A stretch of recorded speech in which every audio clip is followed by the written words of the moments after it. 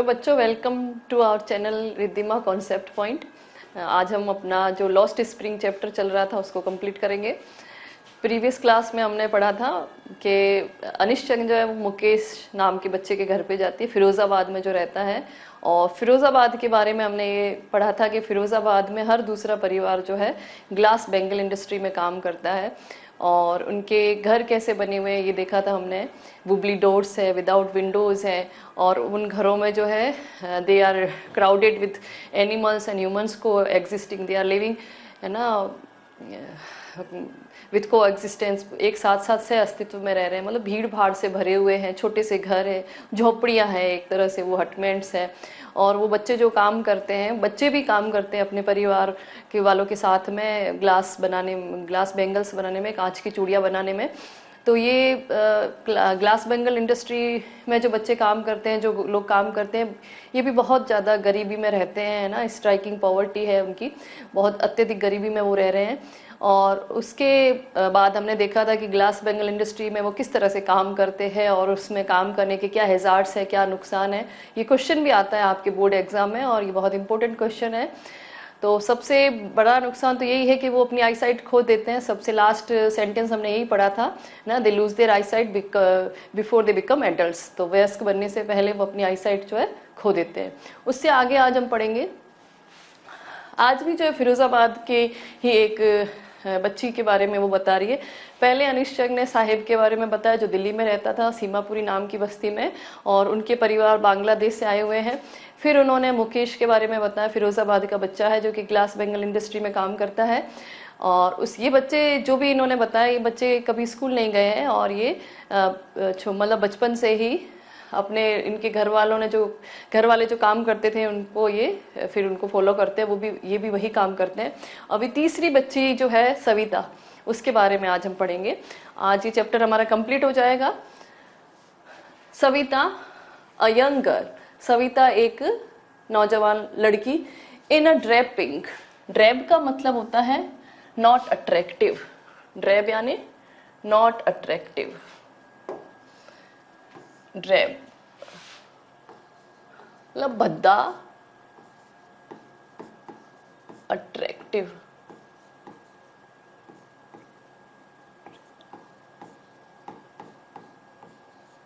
Not attractive. Savita जो है कैसे कपड़े पहन के बैठी है? ड्रेप पिंक ड्रेस, एक पिंक कलर की ड्रेस पहन के बैठी है जो कि अट्रैक्टिव नहीं है। Sits alongside an elderly woman, एक बड़ी उम्र की महिला के पास में वो बैठी है। सोल्डरिंग पीसेज ऑफ ग्लास, और वो भी क्या काम कर रही है सविता भी? सोल्डरिंग का मतलब वही वेल्डिंग, जोड़ रही है किसको? पीसेज यानी टुकड़े, कांच के चूड़ियां बना रही है ना सविता भी। तो सोल्डरिंग, पहले इसके लिए वर्ड क्या आया था? वेल्डिंग, और अभी आया है सोल्डरिंग, है ना, जोड़ना, जोड़ रही है। तो सविता एक भद्दी गुलाबी रंग की ड्रेस पहने हुए एक वृद्ध महिला के पास में बैठ के कांच के टुकड़ों को जोड़ रही है। As her hands move mechanically like the tongs of a machine, जैसे उसके हाथ जो है मूव करते हैं, मतलब वो इतना तेजी से उसके हाथ, मैकेनिकली यानी यांत्रिक रूप से, यंत्रवत, जैसे मशीन चलती है ना, मशीन अपना काम करती है, वैसे वो उस काम को कर करके इतनी एक्सपर्ट हो चुकी है कि उसके हाथ जो है मैकेनिकली चल रहे हैं, यंत्रवत, यंत्र की तरह चल रहे हैं, जैसे किसी मशीन के टोंग्स यानी चिमटे जो होते हैं वो चलते हैं, उस तरह से उसके हाथ चल रहे हैं। I wonder if she knows, मुझे आश्चर्य होता है, अनिश्चंद कह रही है, यदि वो जानती, the sanctity of the bangles, sanctity यानी पवित्रता ना, हॉलीनेस लिख सकते हैं, हॉलीनेस, इसका सिनोनिम हम लिख सकते हैं सैंक्टिटी का। हॉली वर्ड जो होता है HOLY, हॉली का मतलब होता है पवित्र, ये होता है HOLY, और जब हॉलीनेस बन जाता है तो हॉली का मतलब पवित्र, वाई हट के आई लग जाता है, हॉलीनेस यानी पवित्रता। Sanctity of the bangles she helps make, तो लेखिका कहती है कि मुझे आश्चर्य होता है, क्या ये जानती भी है कि जिन बेंगल्स को बनाने में ये मदद करती है, उनकी पवित्रता के बारे में ये बच्ची जानती भी है सविता।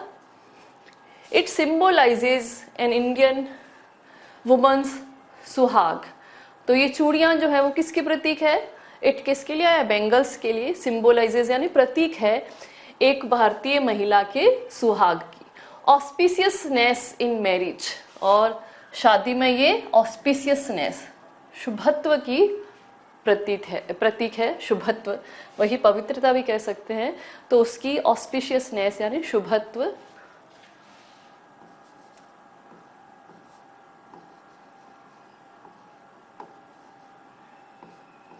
और इसके लिए हम ये भी यूज कर सकते हैं हॉलीनेस, सैंक्टिटी, ये भी कर सकते हैं, लगभग मिलते जुलते हैं इनके। तो ये शादी में जो है शुभत्व की प्रतीक है ये चूड़ियां। It will dawn on her suddenly one day, तो इस day when her head is draped with a red well.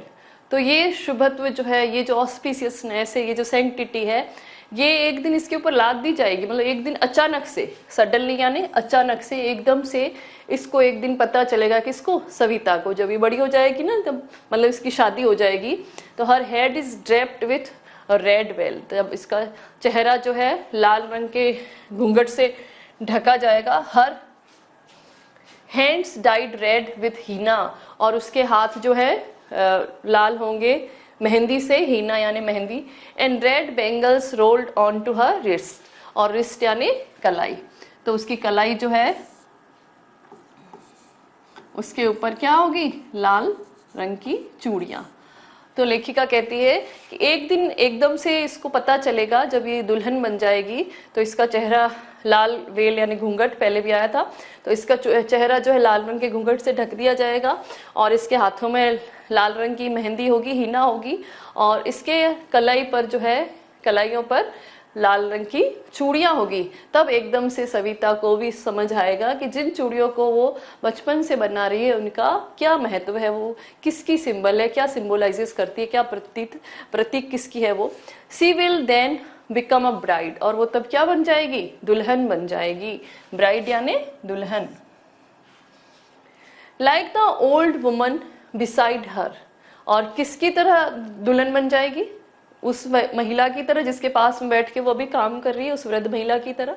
Like the old woman beside her who became one many years ago, तो उस महिला की तरह ही जो वृद्ध महिला के पास में बैठ के, बिसाइड यानी पास में वो बैठ के काम कर रही है, और वो ये ओल्ड वुमन के लिए आया है हु रिलेटिव प्रोनाउन, और वो वृद्ध महिला जो है became one many years ago, तो वो तो कई साल पहले क्या बन चुकी है? दुल्हन बन चुकी है, ब्राइड बन चुकी है।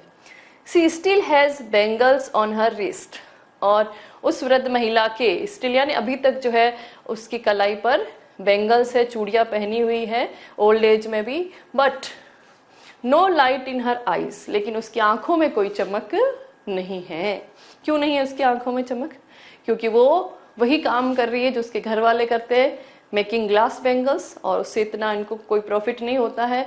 बहुत ही मुश्किल से जो है इनका जीवन यापन हो रहा है, तो सरवाइव कर रहे हैं बहुत मुश्किल से। आगे देखिए महिला क्या कह रही है? एक वक्त शेर भर खाना भी नहीं खाया, मतलब शेर भर मतलब पेट भर के, एक वक्त का जो है पेट भर खाना भी नहीं खा पाते हैं इस काम से। सी सेज, वो कहती है, in a voice drained of joy, drain मतलब डिवॉइड, पहले आ चुका ये वर्ड, डिवॉइड मतलब कमी होना। तो ऐसी आवाज में वो कह रही है जिसमें किसकी कमी है? जॉय की कमी है। तो वो महिला की आवाज जो है उसमें क्या है? खुशी नहीं है, डिवॉइड ऑफ जॉय और ड्रेन्ड ऑफ जॉय, बिना खुशी के।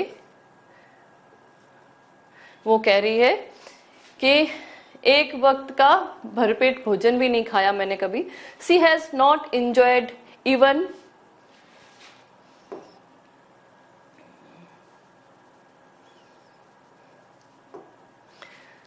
She has not enjoyed even one full meal in her entire lifetime. Entire यानी संपूर्ण, lifetime यानी जीवन का। तो वापिस इसी सेंटेंस का जो हिंदी में था इंग्लिश में है कि उसने जो है अपने संपूर्ण जीवन काल में भरपेट जो है खाना कभी नहीं खाया। That's what she has reaped, और यही है जो वो काट रही है। मतलब अपने कहावत है नहीं कि जैसा बोओगे वैसा काटोगे। तो उसके मतलब डेस्टिनी यही है, वो यही काम कर रही है, ग्लास बैंगल बना रही है और बिल्कुल जो एक्सट्रीम गरीबी में वो रह रही है, और एक टाइम का भरपेट भोजन भी उसका कहना है कि मुझे नहीं मिला पूरे जीवन काल में। हर हस्बैंड, उसका पति जो है, एन ओल्ड मैन, एक वृद्ध व्यक्ति, with a flowing beard. Flowing beard का मतलब है लहराती हुई दाढ़ी, उसके लंबी दाढ़ी है लहराती हुई।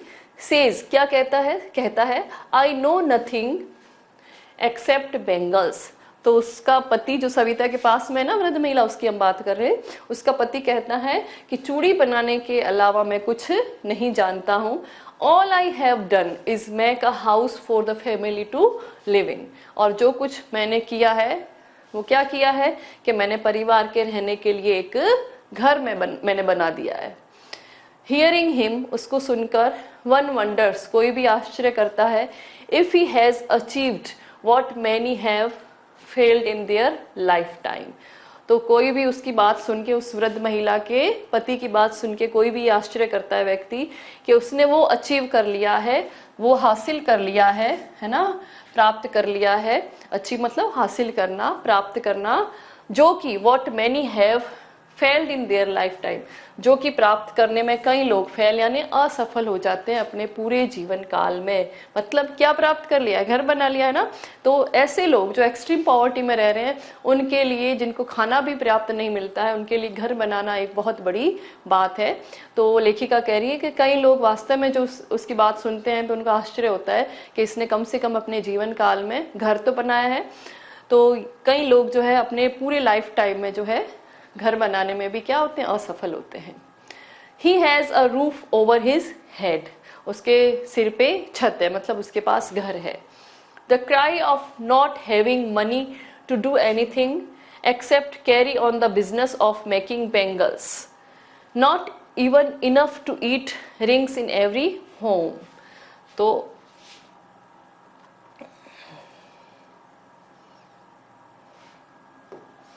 क्राई का मतलब क्या होता है, चीख होता है, वैसे दुख होता है, दुख क्या हो सकता है यहाँ पे, the cry of not having money, तो पैसा नहीं होने की जो चीख है, जो दुख है।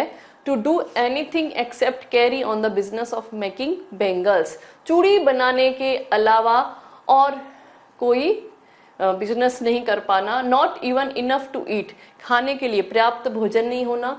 रिंग्स इन एवरी होम, तो हर घर में ये सुनाई देता है। तो फिरोजाबाद में जो भी परिवार जो है चूड़ी बनाने के उद्योग में लगा हुआ है, तो उसमें हर घर में, एवरी होम, हर घर में ये बात सुनाई देती है, चीख सुनाई देती है, क्या कि चूड़ियाँ बनाने के अलावा और कोई काम ना होना, उनके पास जो है पैसा नहीं होना पर्याप्त, खाने के लिए भोजन नहीं होना। तो ये चीजें जो हर घर में सुनाई देती है। The young man echo the lament of their elders, तो यंग मैन जो है, जो नौजवान है, वो इको मतलब प्रतिध्वनित करते हैं। लेमेंट यानी दुख, विलाप, है ना। तो यंग मैन जो है वो विलाप, दुख लिख सकते हो, सोरो लिख सकते हो, ऑफ देयर एल्डर्स, वो अपने से बड़ों का जो विलाप है उसको ही प्रतिध्वनित करते हैं। मतलब उनसे जो बड़े हैं वो भी दुखी थे, उनके जो यंग मैन है वो भी दुखी है, और उनके जो बच्चे हैं वो भी इसी काम में लगे हुए हैं। Little has moved with time, तो लिटिल डिटरमिनर है, तो लिटिल का मतलब क्या होता है बच्चों, बहुत कम, न के बराबर, नेगेटिव सेंस देता है। Little has moved with time, समय के साथ बहुत कम बदलाव हुआ है। इट सीम्स, ऐसा प्रतीत होता है, इन फिरोजाबाद, मतलब बहुत कम, मतलब न के बराबर। कहने का मतलब है, लेखिका कह रही है कि फिरोजाबाद में ऐसा प्रतीत होता है कि कोई बदलाव नहीं हुआ है समय के साथ, कि इनकी कितनी ही जनरेशन्स जो है वो इसी काम में लगी हुई है, लेकिन फिर भी इनकी कंडीशन में कोई बदलाव नहीं हुआ है। ये एक्सट्रीम पॉवर्टी में ही रह रहे हैं ये लोग, इनको भरपेट खाना भी नहीं मिलता है और इनके पास पर्याप्त पैसे भी नहीं है। Years of mind numbing toil have killed all initiative and the ability to dream. Years of mind numbing मतलब दिमाग को सुन्न करने वाला, नम मतलब सुन्न करना, टॉयल यानी हार्ड वर्क,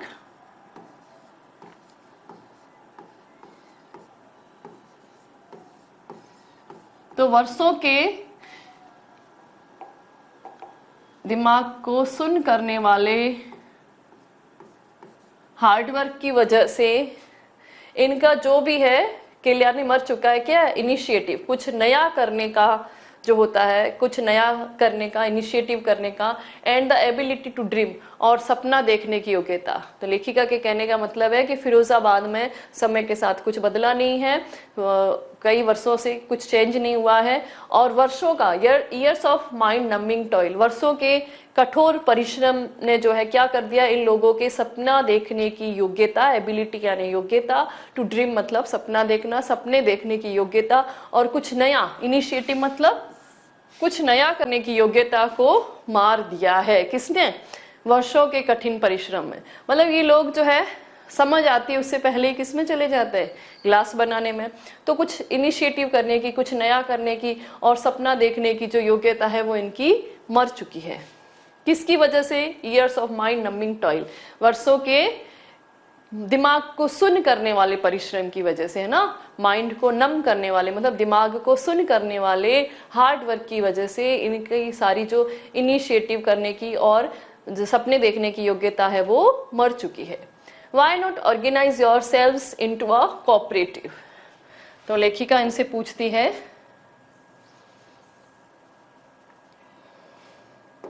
अनिश्चंद पूछती है, why not organize yourselves into a cooperative? I ask a group of young men who have fallen into the vicious circle of middlemen.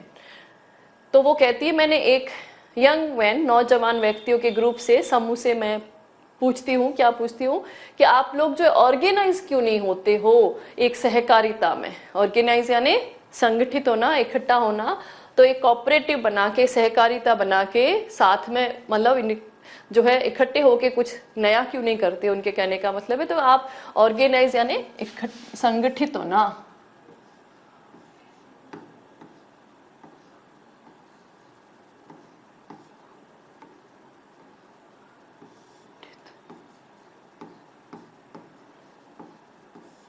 और कोऑपरेटिव यानी सहकारिता।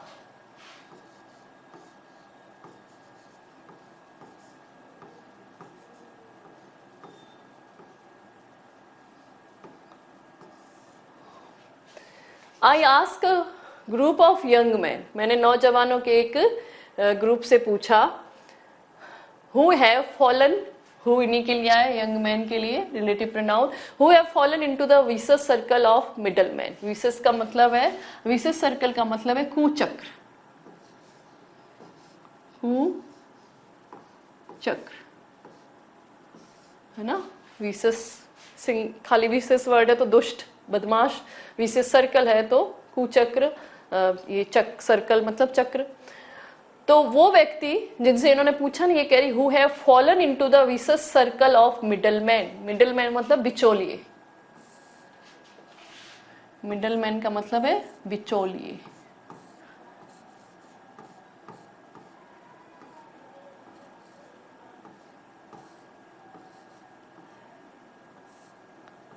बिचौलिए। हु ट्रैप्ड, ट्रैप मतलब फंसाना, their fathers and forefathers, forefathers मतलब पूर्वज, और इनके लिए, इसके लिए हम सिनोनिम लिख सकते हैं एनसेस्टर, एनसेस्टर, TER, ये R है लास्ट में, है ना।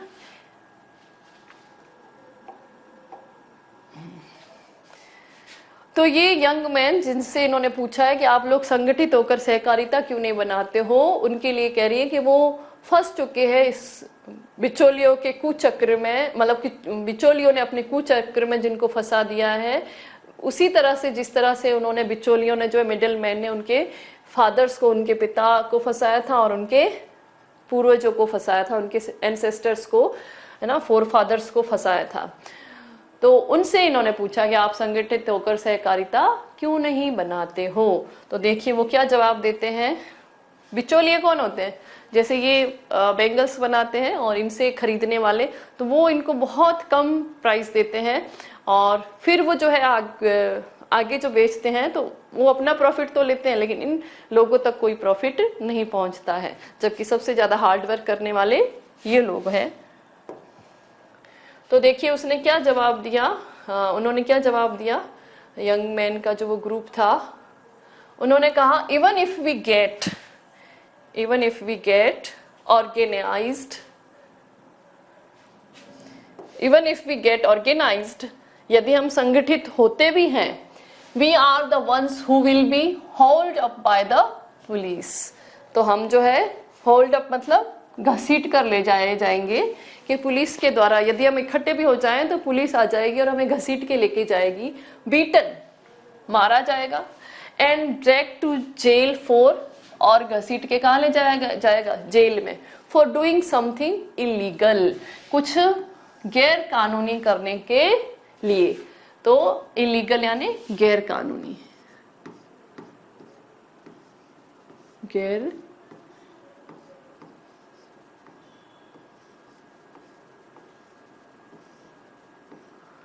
तो वो कहते हैं, जब लेखिका ने पूछा कि आप लोग संगठित होकर सहकारिता क्यों नहीं बनाते हो, तो उन्होंने जवाब दिया कि यदि हम संगठित हो भी जाए तो हमें पुलिस के द्वारा घसीट के ले जाया जाएगा, पकड़ के मारा जाएगा और घसीट के जेल में ले जाया जाएगा फॉर डूइंग समथिंग इलीगल, और आरोप क्या लगाया जाएगा कि ये लोग इकट्ठे होकर के कुछ गैर कानूनी काम कर रहे थे, ऐसा उनके ऊपर जो है आरोप लगाया जाएगा।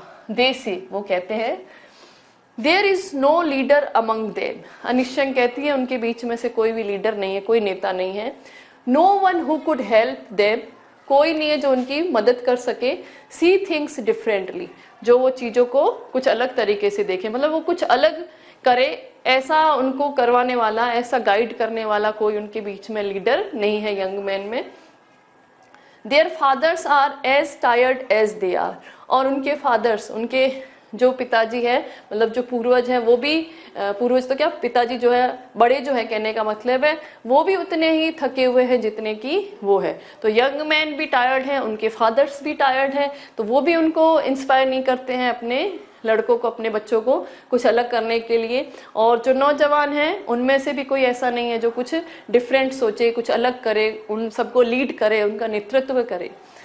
They talk endlessly in a spiral that moves from poverty to apathy to greed and to injustice। और जब ये कहती है कि उनसे बात की जाती है इस बारे में कि आप संगठित क्यों नहीं होते हो, कुछ अलग क्यों नहीं करते हो, तो वो लोग कैसी बातें करते हैं, दे टॉक, वो बातें करते हैं एंडलेसली मतलब अंतहीन, जिसका अंत ही नहीं उन बातों का। और वो बातें अंतहीन क्यों है, क्योंकि वो स्पिरल है ना, कुंडली की तरह घूमती रहती है इन चार चीजों के पीछे। यही चार बात, मुख्य रूप से चार बातें होती है, घूमती रहती है। किससे, गरीबी से, फ्रॉम पॉवर्टी यानी गरीबी से वो किसकी तरफ जाएंगे, अपैथी, उदासीनता की तरफ। अपैथी यानी उदासीनता,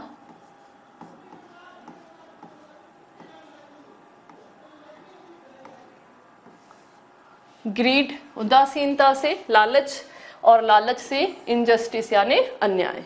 तो ये इन शब्दों पर ही, इन चीजों पे ही उनकी बातें जो है स्पिरल यानी चारों तरफ घूमती रहती, यही बातें होती है। मतलब वो गरीबी से शुरू करेंगे, गरीबी से उदासीनता, उदासीनता से लालच की बात करेंगे, ग्रीड की, और ग्रीड से इनजस्टिस अन्याय जो उनके साथ हो रहा है उसकी। और ग्रीड किसका, जो बिचौलिए है और उनका।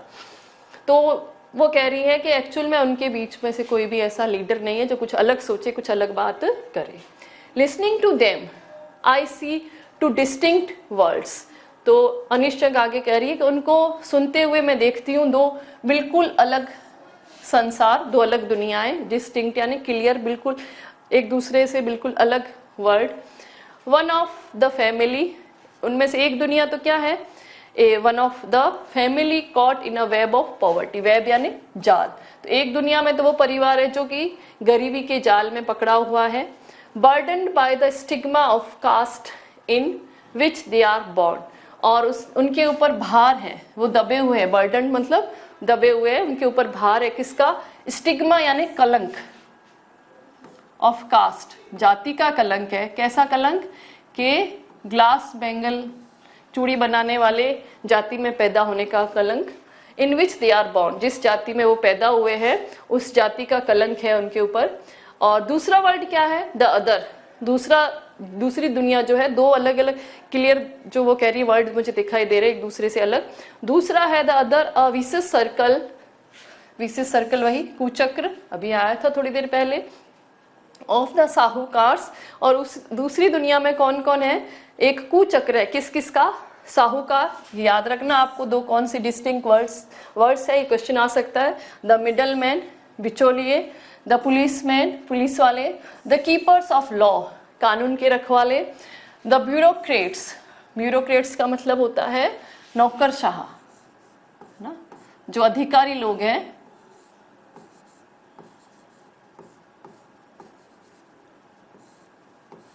नौकरशाह, एंड द पॉलिटिशियंस, राजनीतिज्ञ, है ना। तो एक वर्ड में तो वो लोग हैं जो कि ग्लास बेंगल, जो कांच बनाने वाले परिवारों में जन्मे हैं, ये कलंक है उनकी जाति उनके लिए। और दूसरे में जो है, और वो गरीब किससे दबे हुए हैं, बाहर से दबे, पॉवर्टी और स्टिग्मा ऑफ कास्ट। और दूसरा वर्ड जो है उसमें साहूकार है, मिडलमैन है, पुलिसमैन है, कीपर्स ऑफ लॉ है, ब्यूरोक्रेट्स है, एंड द पॉलिटिशियंस, राजनीतिज्ञ है। Together they have impose, together कौन, ये सारे दूसरे वर्ल्ड के जो लोग हैं ना, साहूकार, ब्यूरोक्रेट्स, ये सब, together they have imposed, impose यानी लाद दिया है, द बेगेज, बेगेज यानी भार,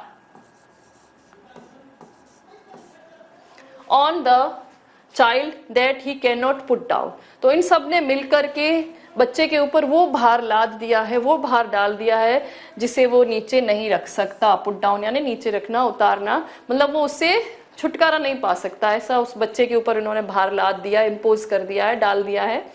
बिफोर ही इज अवेयर, ही किसके लिए है, उसी बच्चे के लिए जिसपे इन्होंने भार लादा है, जो ग्लास बेंगल इंडस्ट्री में काम कर रहा है। Before he is aware, aware मतलब जागरूक होना, कि वो जागरूक होता है उससे पहले। ही एक्सेप्ट्स इट, वो इस बैगेज को एक्सेप्ट कर लेता है, स्वीकार कर लेता है, एज नेचुरली, उसी स्वाभाविक तरीके से, एज इज फादर, जिस स्वाभाविक तरीके से उसके पिता ने उसको स्वीकार किया था। मतलब जिस प्रकार से उसके पिता ने जो है इसे एक्सेप्ट किया था कि ये उसकी डेस्टिनी है, कि वो कांच बनाने वाले परिवार में पैदा हुआ है, तो उसे भी वही काम करना है। तो उसी प्रकार से वो बच्चा भी जो है, उनका छोटा बच्चा, वो भी उसे एक्सेप्ट कर लेता है, स्वीकार कर लेता है। To do anything before he is aware, मतलब वो बच्चा अवेयर होने से पहले, जागरूक होने से पहले, दुनिया को जानने से पहले ही वो उस भार को स्वीकार कर लेता है अपने पिता की तरह स्वाभाविक रूप से। टू डू एनीथिंग एल्स, कुछ अलग करना, वुड मीन मतलब होगा टू डेयर, क्या करना, हिम्मत करना, साहस करना, है ना। क्योंकि कोई बच्चा जो है अलग करेगा तो उनको इन सब से लड़ना पड़ेगा, जो साहूकार है, ब्यूरोक्रेट्स है, पुलिसमैन है, कीपर्स ऑफ लॉ है, इन सब का जो है उनके अगेंस्ट उसको जाना पड़ेगा। तो ये कहती है कि कुछ अलग करने का मतलब है डेयर करना। डेयर मतलब, टू डेयर मतलब हिम्मत करना, साहस करना, प्रोटेस्ट करना, विरोध करना। And daring is not part of his growing up, growing up मतलब ब्रिंगिंग अप, है ना, इसमें आप ब्रिंगिंग अप लिख सकते हैं। ब्रिंगिंग अप मतलब पालन पोषण, तो उसके पालन पोषण का भाग नहीं है, क्या है, डेयरिंग। मतलब उसकी परवरिश जिस घर में हुई है, जिस परिस्थितियों में उसकी परवरिश हुई है, उसकी ब्रिंगिंग अप हुई है, उसका एक ये हिस्सा नहीं है कि उसको डेयर करना, हिम्मत करना, साहस करना सिखाया जाए।